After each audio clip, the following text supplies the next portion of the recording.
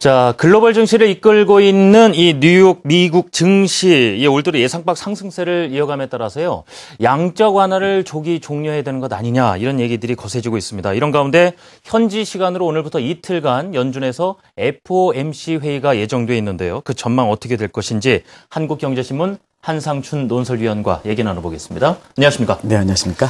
자, 연초부터 미 증시가 아주 후끈 달아오른 상태거든요. 그런데 단순히 경제지표 호조 외에 좀 특별한 배경이라도 있는 것인지요? 네. 아무래도 이제 주가가 상당히 부담이 됐었죠. 예. 지난 주말과 오늘 소폭 조정을 하긴 했지만 특히 오늘 새벽 같은 경우에는 키플러스 문제가 불거지면서 가뜩이나 그 증시의 과열 징후 이때에 사실 이 문제가 터져서 주가가 좀 떨어지긴 했지만 전반적으로 시장의 장중 흐름 보면 비교적 견조한 움직임을 보이고 있어요. 아무래도 올해 들어서 당초 예상보다 이렇게 지금 말씀대로 주가가 올라가는 데는 여러 가지 요인이 결부된 게 아닌가 생각하는데요. 가장 중요한 것은 경기 요인입니다. 그래서 경제적 측면에서는 주가 흐름의 가장 이상적인 이런 흐름이 전개된다 이렇게 평가를 많이 하거든요. 그런 각도에서는 경기가 가장 중요하다 이렇게 보시면 되겠고요. 또 한 가지는 올해도 여러 가지 그 리스크 요인이 많았었거든요. 네, 그렇죠. 리스크 요인이 이게 미래가 불확실하게 보이느냐 하면 이건 블랙 스완이다 이렇게 표현하고요. 미래가 이제 좀 서광이 비치기 시작하면 이건 그레이 스완이다 이런 표현을 쓰는데요. 지금 리스크 정도가 블랙에서 그레이 스완 정도로 바뀌고 여기에 따라서 자연스럽게 투자자의 성향이 안전자산에서 위험자산으로 선언하면서 안전자산으로 위험자산을 쓰면 안전자산의 대표자산은 채권이고 그다음에 위험자산의 대표적인 주식이 되지 않습니까? 그래서 채권에서 주식으로 자금이 이동되는 머니 무브 내지는 요즘은 월가에서 Great Rotation, 대전환 얘기가 나와서 이런 것이 어울려서 주가가 좀 비교적 좋은 흐름이 전개되고 있다고 볼 때 있습니다. 예. 아무래도 말씀드린 미국 측의 경기 호조 이 요인이 가장 클 텐데요. 연초에 이런 좋은 흐름이 앞으로도 계속 이어가기 위해서는 역시 경기 요인이 또 뒤따른 요인들이 받쳐줘야 되지 않습니까? 어떻게 보십니까? 네, 아무래도 이제 뭐든지 돈의 힘에 의해서 주가가 올라간다 하더라도 결국 펀더멘탈 측면에서 매크로 측면에서는 이제 경기 문제, 마이크로적인 측면에서는 기업의 실적이 반영되게 되거든요. 그러나 기업의 실적은 에디드 밸류에서 매크로 사이드에서 성장률에 반영되기 때문에 역시 성장률로 파악되는 경기 요인이 가장 중요하다 이렇게 볼 수 있는데요. 지금 미국의 그 경기 요인에 있어서는 사실 그렇습니다. 작년에도 그 4분기 성장률 마이너스 속보치가 빠져서 그때도 미국 경제를 볼 때 이렇게 단순히 속보치가 마이너스 떨어지는 걸 가지고 이렇게 의미를 부여하면 안 된다. 수정치 내지는 잠정치가 발표할 때는 반드시 플러스 성장으로 올라간다 하는 그런 말씀을 드리고 실제적으로 보면 한 달에 발표됐던 잠정치가 플러스로 돌아서는 모습인데요. 이게 바로 미국 경제를 볼 때에 경험이 있는 사람과 경험이 없는 사람과의 차이점이다 이렇게 볼 수 있습니다. 지금 상태에서 가장 중요한 것은 미국 국민들의 소비가 GDP의 총수양목별 비교해서 70% 정도 되는데요. 이게 금리에서는 소비의 문제를 이렇게 회복이냐 아니면 정체냐 했을 때는 딜레버리지 문제가 가장 중요하거든요. 그런 관점에서는 작년에 같은 경우에는 작년 11월에 추수감사절에서 빅셀이 나온 거로 보면 4년 동안 지속됐던 딜레버리지 국면이 이렇게 종료가 됐다 이렇게 볼 수 있습니다. 그래서 소비가 어느 정도 받쳐진다는 측면. 그래서 최근에 보면 소비와 관련된 내구재라든가 각종 소매 판매 지수가 다른 어떠한 지표보다도 좋게 나오는 것도 그런 딜레버리지 종료 속에 미 국민들이 과거에 소비에 오리엔트되어 있던 성향이 이렇게 나타나면서 나타나는 현상이다 이렇게 볼 수 있습니다. 그리고 오늘 그 주택 판매 지수에서는 좀 다소 떨어지긴 했습니다만 추세적으로 보면 주택 시장의 호조세가 지속되는 측면도 위기의 진원지이기 때문에 심리적 개선 효과 또 미국 국민들 같은 경우는 주택 시장의 고용 창출 효과가 상당히 크기 때문에 이 소득의 증가 그다음에 민간 소비의 증가로 나타난다 이렇게 볼 때 있고요. 또 한 가지는 경제적 측면에서 우리가 보면 경제가 계속해서 좋아지는 게 좋을까? 경기가 한번 쉬어가는 게 좋을까? 하면 진행자께서는 어떻게 생각하십니까? 글쎄요. 잠깐 한번 쉬었다 가는 것도 나쁘지는 않겠다 이런 생각은 드는데요. 좋은 지적으로 해주셨습니다. 왜냐하면 다우지수가 11연속 1996년 11월 1일에서 계속해서 상승하고 경기가 의외로 빨리 이렇게 회복될 때는 사실 그동안 비정상적인 대책을 추진했던 양적완화 정책이라든가 금리 인상이라든가 이런 것을 조기에 이렇게 회수해야 되고 또 금리도 올려야 되는 이런 문제이기 때문에 오히려 증시적인 측면이라든가 경제적 측면에서는 오히려 한 번 쉬어가는 게 더 좋다는 얘기거든요. 또 그런 이유가 있군요. 그렇습니다. 그래서 4분기 성장률이 이렇게 좀 주춤하는 것은 네.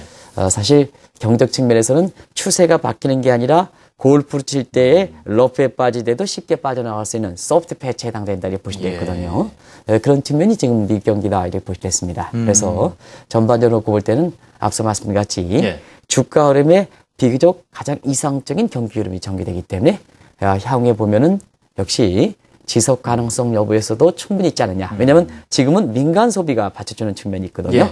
그래서 지속적으로 경기가 회복된다면 미국 증시 흐름에서는 비교적 좋게 전개되지 않겠나. 이런 시각들이 월가의 지배적 시각이다 이렇게 보실 수 있습니다. 그렇군요. 이 경기 자체로만 본다라면 긍정적인 시각이 좀 우세한 상황인데 사실 이제 증시에 대한 전망을 얘기할 땐 말이죠. 워낙 여러 가지 요인이 있다 보니까 항상 비관론과 낙관론이 교차하지 않습니까? 근데 그렇습니다. 그럴 때마다 어느 쪽이 득세를 하느냐에 따라서 약간 힘이 실리고 이런 부분이 있기 때문에 그 부분도 참고 지표가 된다고 하던데 요즘 월가 분위기는 좀 어떤지요? 진행자께서는 혹시 주식 투자의 경험이 있으십니까? 있긴 있습니다. 그래서 그런지 비교적 지금 이 말씀을 하시는데 굉장히 저한테는 지질스럽게 들렸어요. 투자자 입장에서는 사실 그 사람들의 이야기가 솔깃할 수밖에 없거든요. 그렇습니다. 그래서 보통 주가가 이렇게 지금처럼 다우지수가 사상 최고치 행진을 지속될 때는 거기에 대해서 항상 경계감이 있는 거고 또 그 분위기에 편승해서 계속해서 올라갈 것이다 하는 이러한 그 신중론자, 낙관론자가 있다 하는 것은 지난주부터 계속해서 말씀드렸던 내용인데요. 최근에 보면 역시 이러한 그 비관론과 그 다음에 낙관론의 그렇던 논쟁에서 가장 대표적인 것이 소위 이전에도 한번 말씀드렸습니다만 컬트 오브 에퀴티 문제, 주식 숭배 종료 문제 해서 지금 워렌 버핏이 밀 그로스보다 월등히 지금 주식 수익의 성과를 나는 상태이거든요. 지금 그렇습니다. 이 파버라든가 루빈이라든가 그로스 이 대표적으로 미국에서는 이렇게 경기가 좋을 때마다 주가가 떨어진다. 또 경기가 좋을 때마다 주가가 떨어진다 뿐만 아니라 주가가 어려울 때도 떨어진다. 그래서 고질적인 그 비관론자들로 이렇게 알려져 있는데요. 파버라든가 루빈이라든가 그리스 같은 경우에는 지금 곤혹스러운 환경을 보이는 것이 지금 월가의 분위기다 볼 때 있고요. 지난 주말부터 오늘까지 이틀 연속 주가가 소폭 조정하긴 했지만 지금 시점에서는 골드만삭스가 오늘 미국의 향후의 주가 향방에 대해서 낙관론과 신중론자가 이렇게 했을 때 골드만삭스에서 주가 예상치를 상향 조정했습니다. 그래서 S&P 지수 기준으로 올해 들어서 추가적으로 9% 이상 추가적으로 상승한다 하는 이런 시각으로 보면 전반적으로 볼 때는 실적 측면에서는 낙관론자가 좋고 그 다음에 향후에 이렇게 엇갈린 전망 속에 골드만삭스 비교적 미국의 예측에서는 중립적 기조를 유지하는 골드만삭스가 S&P 기준으로 올해 남은 기간에 9% 이상 추가적으로 상승할 것이다 이렇게 보면 지금 월가에서 분위기는 다소 낙관적인 시각에 이렇게 몰려있다를 볼 수 있습니다. 그렇군요. 자, 이제 현지 시간 오늘부터 FOMC 회의가 이제 열리게 될 텐데요. 다른 것보다 연준의 이제 통화 정책 기조에 변화가 있을 것인가? 그렇다면 구체적으로 어떤 정책이 나올 것인가? 상당히 관심사입니다. FOMC 회의가 좀 예측이 될지 모르겠습니다. 어떻게 끝날까요? FOMC 회의가 만약에 지난 주말부터 미국 주가가 그 조정이 없었다면 사상 최고치 행진을 그때까지 10일 연속 지속되는데요.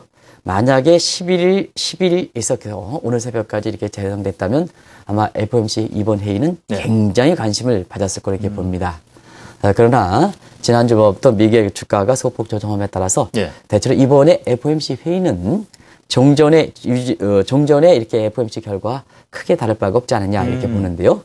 시청자 여러분, 지금 미국의 통화정책 기조는 이전부터 이렇게 유지해왔기 때문에 제가 굳이 말씀드리지 않더라도 한국경제TV 방송을 계속해서 보신 분은 어떻게 끝날 것이다 하는 것은 대충은 아실 겁니다. 혹시나 지금 워낙 경기가 좋다 보니까 축소되지 않을까, 출구 전략이 슬슬 시작되지 않을까 이런 생각을 하시는 분이 계시더라고요.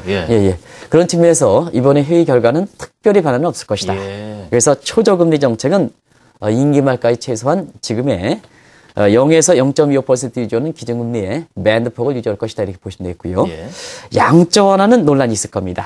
아마 지난번 회의보다는 양적 완화 정책의 조기 종료 문제에 대해서 여기에 옹호하는 사람들이 비교적 FOMC 회원들 사이에 많아질 거로 이렇게 봅니다. 중요한 것은 캐스팅 보트를 쥐고 있는 버냉키 장의 입장인데요.